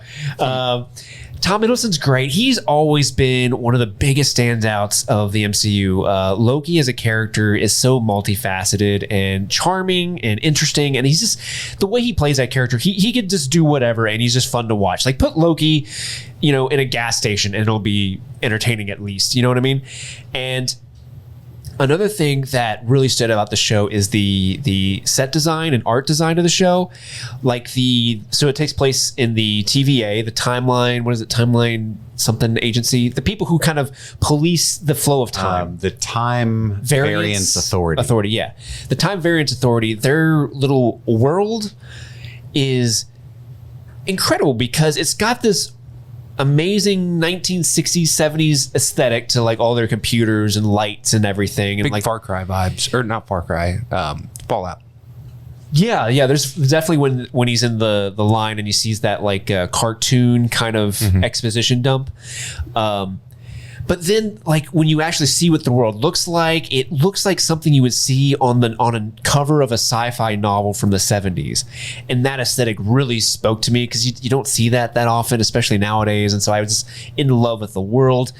I know I make fun of it a lot, but I'm genuinely a huge fan of Owen Wilson. I love that guy. If he's in a movie, anyone who's like a mainstay from like Wes Anderson's career, like you've got my loyalty for life. And he's great in the show. And I just love him walking like, tell me about your life, Loki. Like I love the scenes of those two interacting. I'm really looking forward to what the rest of the show brings with those two. If I had any negative to say about this opening episode is I feel like there was a little too much hey, remember Avengers? Let's watch that scene play out. Hey, you remember Thor 2? Let's watch that scene play out. There's a little too much like watching other things to contextualize this show. And I feel like that's not going to be a problem going forward because this is, setting up the world and the stakes and the story. And this Loki obviously isn't the Loki in the final Avengers films. It's Loki very much in his early on in his progression from villain to hero. So he's still selfish and mischievous and he doesn't have any sort of altruism to him. And so they got to set up, this isn't the same Loki, and and that's the only minor complaint I have is there's a little too much look at these other movies that you've seen already. But other than that, love this show so far. I'm really, really excited to see what the rest of it is. Well, so I think that Chris was hinting at like how much you and I love Doctor Who. Yeah. And it's very much going to play out something like that, No, this 100%, this literally I think could be a Doctor Who episode. Like from, that scene where he's in that big room where there's just like a big line corral and you have to take a ticket, that whole thing, that 100% could be in a Doctor Who episode, that whole entire shtick. Because a lot of Doctor Who is like, here's a really weird high concept sci-fi situation, but in the context and through the lens of mundane modern world, Yeah. And if this show continues to do that, I'm going to love it. Obviously there's even more time travel. I won't say it now, but they go to other parts of time just in this episode. So if Loki had a TARDIS, right, and I guess Owen Wilson's his companion, but there it is. But I really, really like it. If you like Loki from the other movies, this you're gonna love this show. If you like Doctor Who, this will probably speak to you. Even if you don't like Doctor Who, I think this will speak to you because right out of the gate, I know we've all had mixed reviews on the other shows, WandaVision, Falcon and Winter Soldier. I liked Falcon and Winter Soldier the most out of the three of us by I think a long mile. We all enjoyed WandaVision up to a point, and then it kind of fell apart. I think out of all of these shows' first episodes, this is the strongest one. So hopefully they can maintain this energy and this creativity and the fun that it is so far, and not drop the ball later on. I got a hard disagree about the best first episode. WandaVision was like, what? God, that was so cool. WandaVision was a what, but it also like the excitement was more of like, I wonder where this is going in terms of, and not really what the episode was. I guess I can see that. Yeah. I got to agree with both of you. I think it was an absolute home run as far as the pilot. And Andy, you said something interesting. I think you're 100% right when you say that this is the most like lived in the MCU show. They're not, while it's a departure in the sense that, hey, we get to see this fun like sci-fi British comedy version of these characters, but at the same time, it feels very much set in the events of what we've seen so far, and not just like kind of against what Steve said, not just like, hey, here's some allusions back to what you've already seen in the films to let you know that it is in this universe. It does feel like very much in this universe. I don't know that I agree that it like feels like the most impactful to the other events, in the sense that like in a weird way, it can't possibly affect anything because this is an entire separate timeline, by definition. So unless they do some complicated, which they kind of can't based on the rules of these TVA overlords, but whatever, it might end up being that. But yeah, I think this show is hilarious, and I've never seen Doctor Who, as you guys know, but I think if it's anything like this, I should definitely check it out. I don't know why I haven't. I love sci-fi, I love British comedy, and I really wish there was some universe in which like Martin Freeman and David Tennant could be in Loki. I just think that they deserve to be in this show to really just kind of pimp it all the way out. If we could just bring Alan Rickman back from the dead, throw him in there, I think he would be a wonderful addition to this show. I need that dry humor, but I had a great time. I actually watched it twice as well, which I almost never do because there's my watch list on Letterboxd has like 162 films. And I was joking with Andy the other day, like it's basically just the things I'll probably never watch list. So I rarely watch things like twice in a row in the same like 2-day period, but I really wanted to watch it again. I'm so excited for next week. I'm sure really insanely smart episode recappers like Joanna Robinson from Vanity Fair are going in deep, and there's some crazy things that could happen that they've thought of. But we'll get into spoilers a little bit here in a second and talk about what we think might go on and what we thought of that. But I'm really excited to see Owen Wilson kind of step outside his wheelhouse majorly, in my opinion. But still be Owen Wilson, right? Like, wow. Loki. I like to see the good side of people. And I had never thought about it until you said it, Steve, but this is totally Avengers 1 2012 Loki. And they did a really good job of thinking about, okay, we have to undo all of the character development over the past, 10 years and set this character in, but also kind of speed up to a different place, which I think they do. You said it kind of bothered you, but I think they had a really good device for doing that. So let's get into spoilers right now so we can talk about that. You are entering spoiler territory. You're bullshit. So we're in spoiler territory now. So go watch Loki on Disney Plus if you haven't yet. So Steve, you're talking about the scene where Owen Wilson kind of is able to play his future, which is to us the past because we've seen these movies, where his mother dies and then his eventual death with Thanos, blah, blah, blah, blah, that he sees by himself. I thought that was not a shtick to relate it to the MCU at all, but a wonderful way to get Loki to play ball, right? Because I think they did a great job of doing that, but it also kind of like shocked me a little bit. I know I'm getting outside of myself. All these things are coming back to me.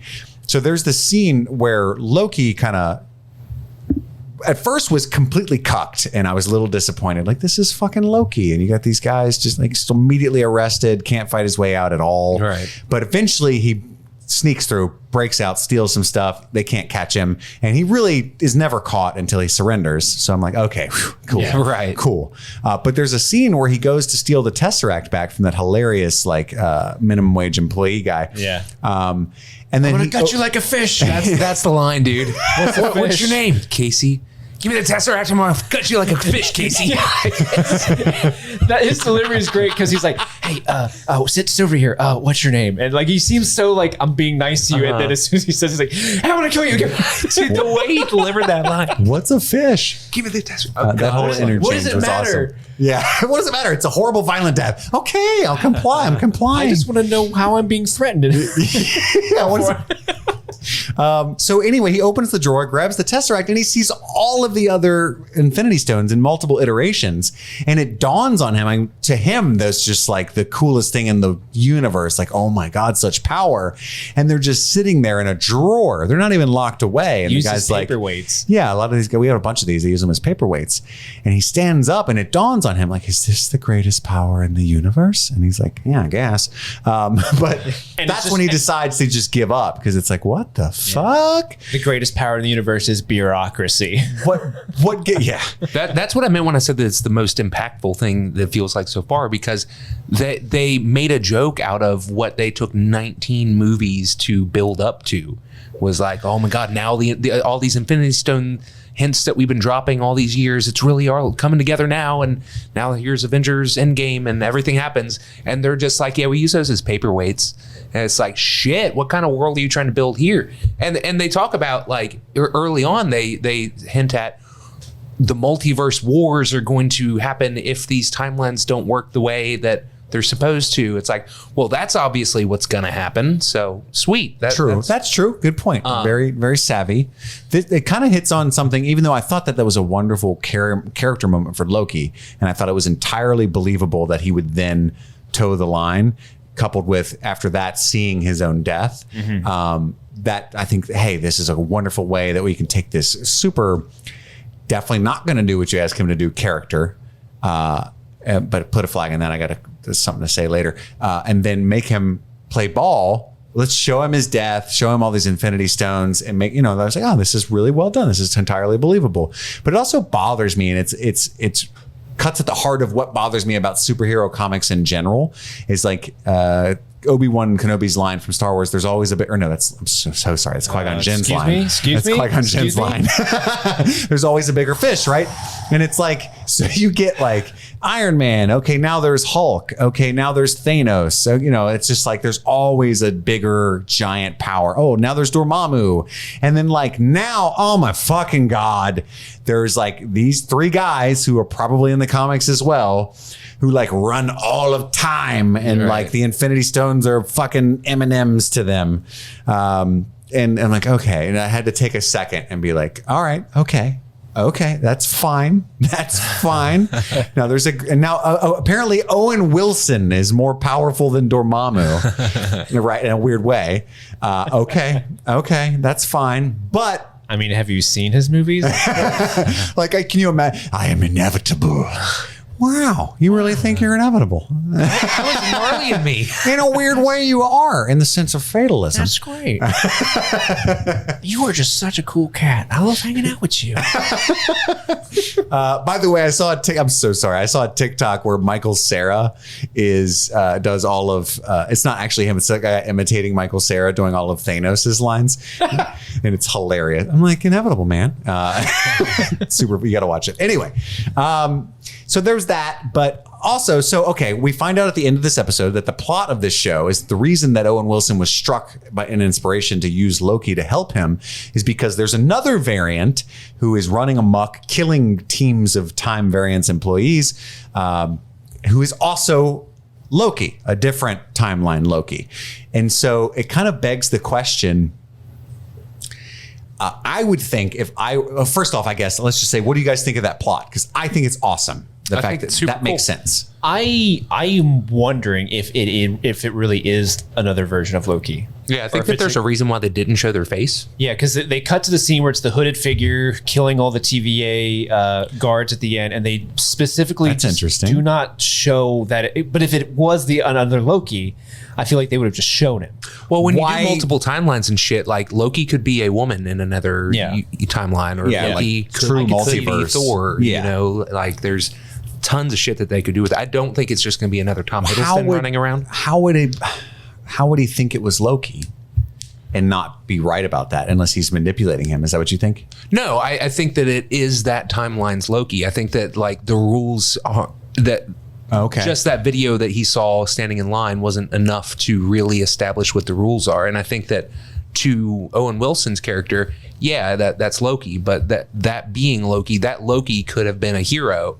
And that Loki could actually be doing the right thing because of, the Time Lord overlords are trying to end that timeline or something. And that's what's supposed to happen, I was getting the impression, so there's always that scene where they like reset the timeline and then they like crank a little grenade looking thing, lay it on the ground, walk away, but they never show you what that grenade thing's doing.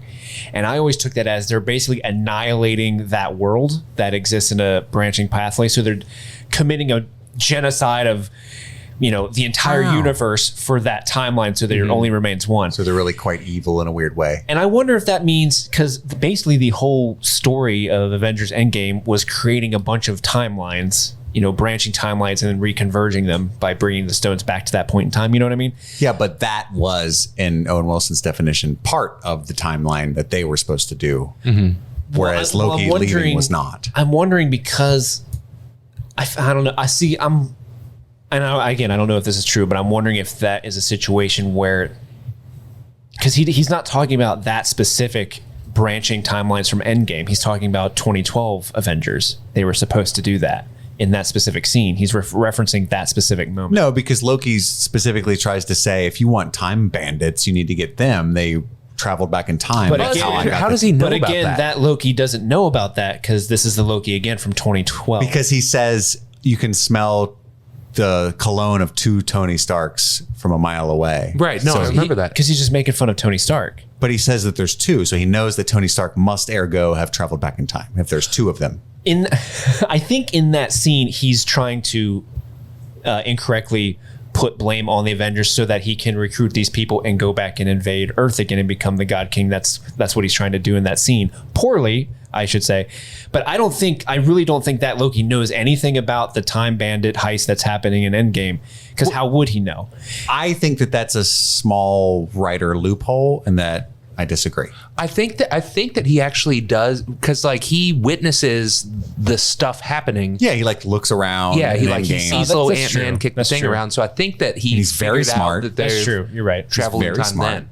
And I think that was just the writers talking smart. to the audience, talking to the audience, saying, But still- hey, don't think too much about why these people, the TVA, never came for Tony and the gang. But still, I wonder if they are going after Tony and the gang in some way. Maybe. And maybe this other Loki is, he's realized what good, like that's him trying to protect his brother. It's very Thor and get likely revenge that back on the Thanos, TVA maybe. will become the villain, and that this other Loki will become somewhat of a hero or some kind of moral twist there. Mm-hmm. That'd be. But I wanted to say specifically that the writing was very deft, because you had Owen Wilson doing all this like basically interrogative therapy to Loki, which is very interesting Yeah, it's because my of the favorite character, but also like strange. Like, okay, why is this necessary for this basic cop trying to recruit a criminal to help, basically? And then come to find out, okay, if you take it at face value, the other bandit they can't catch is also Loki. And so Loki from this timeline would only be useful to catch other Loki if he truly knew himself, if he was introspective. If he kind of acted on impulse, he wouldn't be helpful in tracking himself down at all. Mm-hmm. And so Owen's character, Mobius, which is a little too on the nose of a name, even though I do like it, but Mobius needed to find out, okay, because he says, oh, you do know yourself, right? Wow. So there, you know what I'm saying? Like, I thought it was very deft. Yeah. Like, okay, this machination of this entire episode actually makes sense because he needed to find out, hey, can you actually help me? Interesting to me. I thought that was neat. But also, I kind of thought, I got worried at the end because you see Loki's face. He's kind of like, really? So I kind of felt like it undid all of his character development. Like, okay, life's pointless. It's fatalism. This is very philosophically interesting. I guess what do you want me to do? Oh shit, the other guy that got away is actually you. So I would think someone like him, 2012 Loki, would immediately think, so I can elude you. It is possible. Oh, you know what I mean? He's going to cause some trouble. Well, I think that's true. Because I read the scene where, there's a scene where he watches pretty much his whole life and he watches himself die. And then the guard that he kind of has this little beef with the whole episode comes out, and right before they start fighting, he's like laughing. And she's like, what's so funny? And he says, glorious purpose again. Yeah. And I read that as him like kind of like, oh, I'm doing me.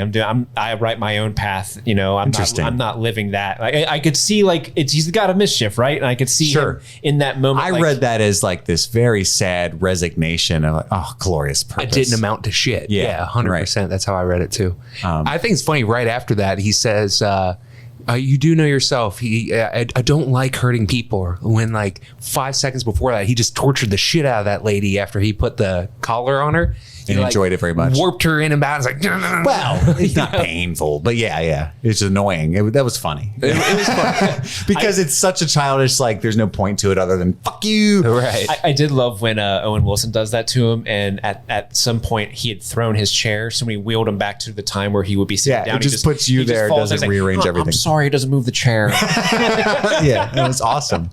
Really well done. Sorry. I kind of want to watch it a third time. I like these actors so much. Yeah. I love what they're doing.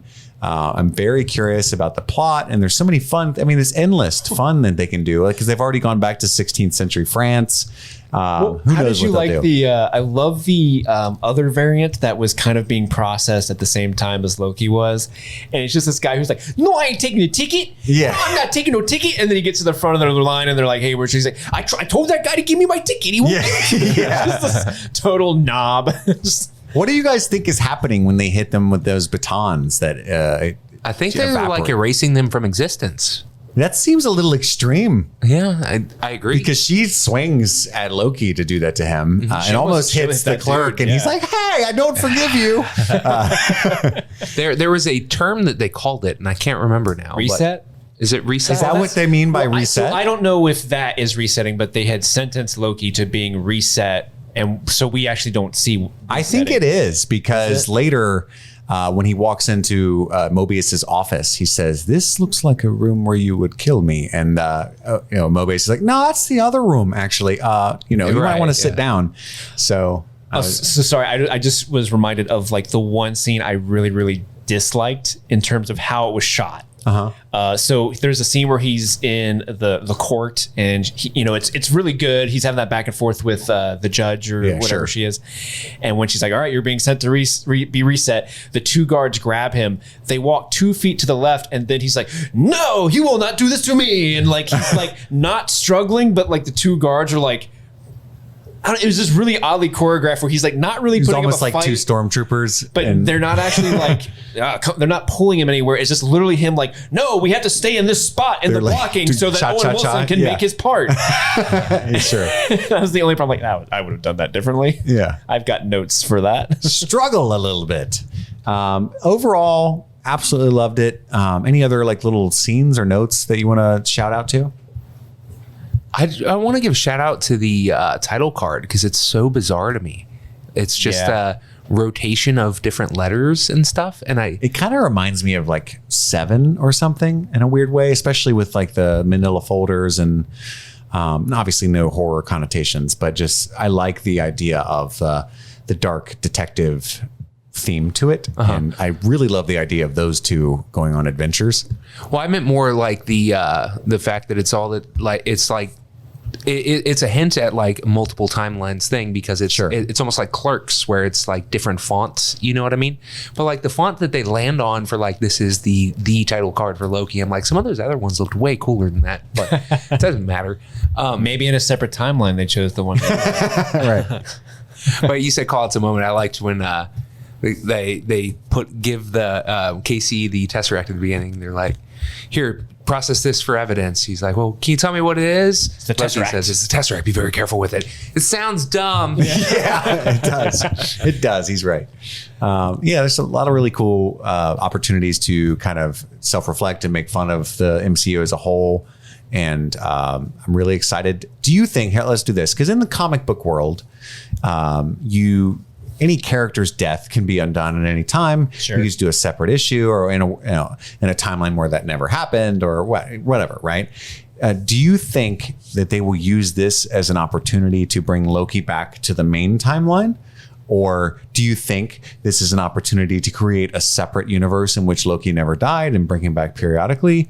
Or just a one-off where we get to see the last of Tom Hiddleston as Loki? I feel like eventually we will have a Spider-Verse type event in Marvel where like all these different universes that they build up over time will clash. And so I could eventually, once that happens, I could see this Loki coming back into the main quote unquote mainstream Marvel movies. It is also interesting now that I say it out loud that, and I know everybody else already has noticed this, and I'm not poking at it. I think I'm just enjoying it as much as most people, but we get Endgame, right? Or rather Infinity War, but also Endgame, where we kind of get the final hurrah of many of our beloved characters, right? Loki, Tony Stark, Black Widow, Captain America. Captain America, like, oh my God, right? And literally they spend the next 2 years that the only things that they're doing are also Vision, right? Oh yeah. And the only thing, the first things we get after a silence is a Vision show, a Loki show, a movie about Black Widow. And it's just like, oh, okay. So, but we didn't get a Captain America or Tony Stark franchise spinoff yet. So there's at least that. But it's kind of like, on the one hand, it's like you don't have the courage of your convictions. But on the other, it's like, hey, comic books are like this. You're perpetually in Act 2. Yeah. You can never kill anybody off and have them stay dead. So it's fine. But I'm really intrigued with where this is going. I think it's going to be rife for somebody like Joanna Robinson that makes a living off these brilliant theories. And I haven't read anything that she's written, but I'm sure there's some bonkers ones that'll end up being right. She predicted fucking Westworld. Like, she's unstoppable. I just want to bring a shout out to a couple more of the scenes from Loki's processing. If you've seen the trailers, you know the shot of where he's kind of going down the different elevators. And everyone in this section has seen the show. That's true. They made it through spoilers. Yeah. But there's several layers that he goes through. I don't know why I can't talk. Layers. The first level is like him getting his like clothes taken off so he can be put into a jumpsuit. That kind of turned me on. I mean, he's shredded. He's in great shape. The second level is where I really enjoyed. It's often in the trailer where it's this guy with a stack of papers, and he's like, "Please sign to verify that this is everything you've said." And he goes, "This is absurd." And then like another paper prints off, and he's like, "This too." And I love that because there's also just a random cat that's there. So when he lands, there's just this adorable shot of this cat like going, like if the cat was stoned and was like, "Whoa, how'd you get here?" And then he falls down. And there's another small room. It looks like a metal detector. And there's this guy there that's like, by the best of your knowledge, do you affirm that you have a soul and they're not a robot or something like that? And he's like, how do people not know they're a robot? And he's like, just walk through the thing. And before he does it, he goes, wait a minute. What if I'm a robot and I don't really know it? And he's like, then it'll burn you from the inside. Yeah. He gets really paranoid for a second. I go, shit, that'd be terrible. Now, if Zack Snyder had made this episode, he would have gone on for 20 minutes thinking about what it would mean if he was a robot. Yeah. I just love that quick little moment of Loki kind of like second guessing, like, wait, what if I am a robot? I love the idea that this grand, meta universe, department that's more powerful than Thanos is just like this inane bureaucratic system. Yeah. And it's so like Douglas Adams, Neil Gaiman-esque. And that's why I kept thinking of David Tennant and Martin Freeman. Like, God, they would be so good. I mean, not that Tom Hiddleston's great, Owen Wilson's great, but like they were born for this. Martin Freeman's already in the MCU, right? Yeah, he's in Black Widow. Black Widow. Yeah. Like, colonizer. Tenet is technically in the MCU if they recognize the Netflix shows. That's true. That doesn't matter. You could recycle. Chris Evans was, not MCU, but he was Johnny Storm and Captain America. That's true. Right? Yeah. If they count the Netflix show, David Tennant is the best villain in any MCU property. So just saying that. Purple Man. True that. Yeah. That was good. But wouldn't that be great if there's a scene later on in this series where Loki's doing battle with something in another timeline, and then David Tennant runs out in a blue trench coat with Converse sneakers. He's like, hello, I don't see. And like, they could. I mean, they have the ability to do what's it called? A Ready Player One-esque thing with this. I mean, they own everything. So what if... Dude, Loki talking to Kermit the Frog is my jam. If that happens, this is the greatest show I ever. don't think they're going to have the balls to do it like Spider-Verse did, but they could and they should, and it would be awesome. But I also kind of hope they lean into pretty dark territory, like the not the stinger, but the very last set piece of the show people were on fire and there's this hooded figure. And I was like, oh shit. It references the devil earlier on. It does. Cause they say, who did this? And he points at that. Yeah. Awesome. I'm probably going to go home and read some, theories that'll probably be spoiler filled just based on people who know a lot more about this universe. But that's what's so fun about serialized shows. We get theories. We get to think about it. I don't look at the theories. I know. I kind of want to be shocked, but Andy's right. A show like this, a lot of the fun is in the, what if? And it's more fun if you have all the baseline knowledge and you come up with those on your own. You've read comics for like 60 none years. of us have. We're sitting here like, wouldn't it be cool if like he went to Jurassic Park land? Like our listeners are like, thanks, man. That's issue 312. You've added a lot to the discourse. He's going to go to the Avengers campus at Disneyland. And so meta. Anyway, I think, are those all of our thoughts on Loki? Yeah. All right. That brings it to a close. Again, please don't forget to write to streamingthingspod@gmail.com. Rate, review, and subscribe to the show on every and any platform. Tell all your friends. Shout it at the rooftops. Next week, we're going to be doing the IP takeover indies to check out. And then the following week, completely undoing that by delving deep into the Fast Saga. And madness. Yes. That's all we have time for this week. My name is Chris. I'm Andy. And I'm Steve. And this has been Streaming Things. Happy streaming.